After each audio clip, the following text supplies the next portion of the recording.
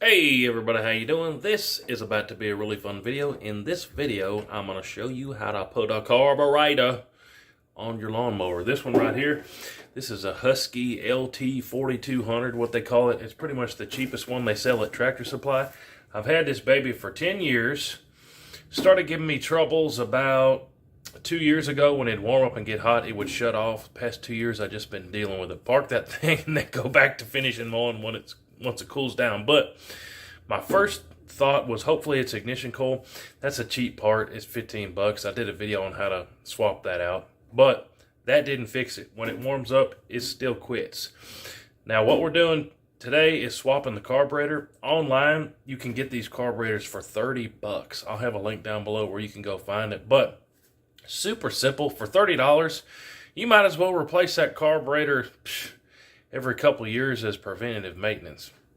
I don't know. But hey, let me show you what I ordered and what all came in the box for this $30 carburetor repair. But there are tons of these mowers that use the same carburetor. You can swap them out. So even if yours is not a Huskee like this, if it's something close, same carb might work. But check it out. Let me show you what came in the carb kit box.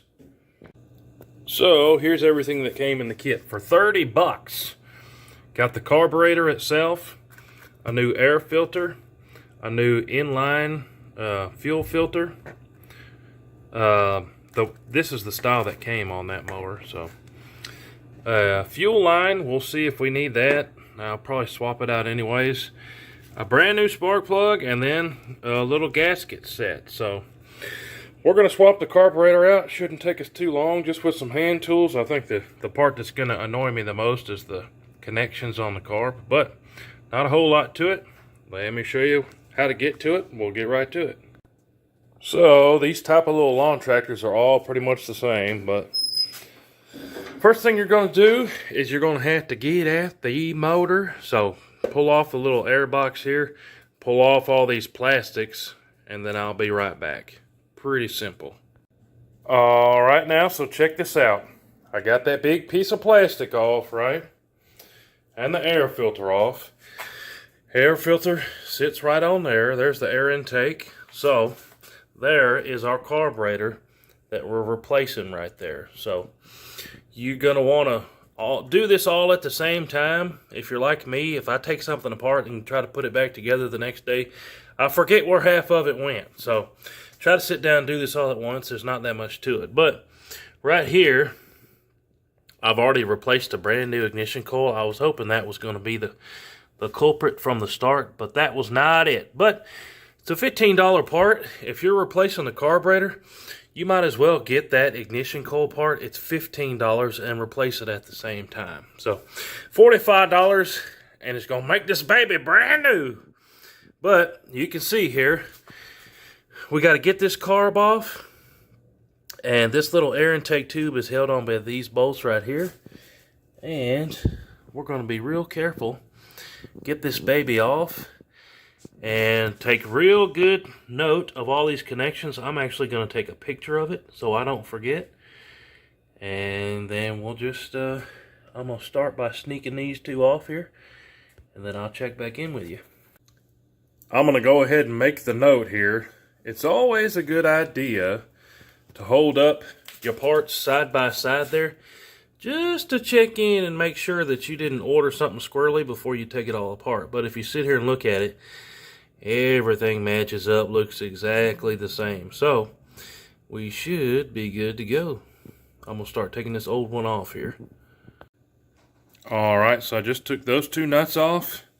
This right here is a little air tube. Disconnect that. Then you're going to want to pull this off. There's another little vent tube here on that.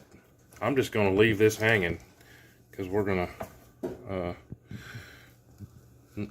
not need to disconnect that top one.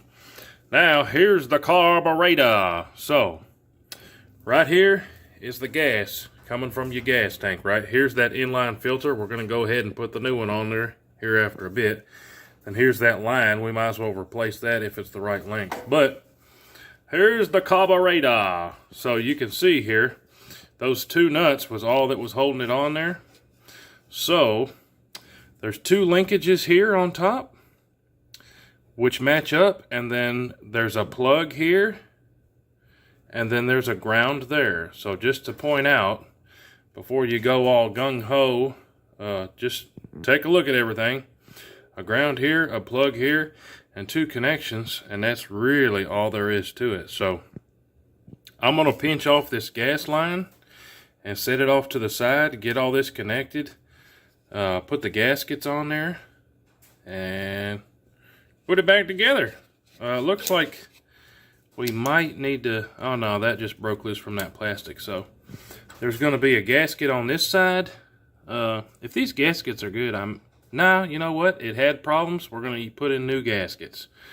It's not running right, so there's something screwy. So I'm going to put a new gasket on that side, new gasket on this side, and we're going to slap it all back together in reverse order. But I'm going to need to just slip these connections out here on top, and then I'll slap the new one on there. Be right back. Alright, now we got that old carburetor off. I got just a screw in that gas line, keeping the gas from pouring everywhere. If you don't have much gas in there, you could just soon drain the rest of it and not fool with it.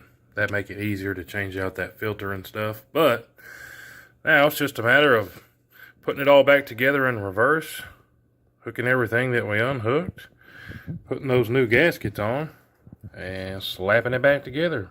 A lot easier than you might think with just some simple tools. Anybody can do this. Alright guys, there we go. There's the new carb on there. Slipped it on those 2 posts just like we took it off. Dropped in those linkages for the choke and the throttle. Easy peasy. Hooked up this tube. I did go ahead and use that new fuel filter and last bit of fuel line that fit just fine. Here's where your gas line connects to the carburetor. Make sure to put a clip on there just in case. Same thing on the ends of the fuel filter. Those are cheap, and if you don't break the ones that are on there, just use the old ones. But new fuel filter, new line, connected everything back up.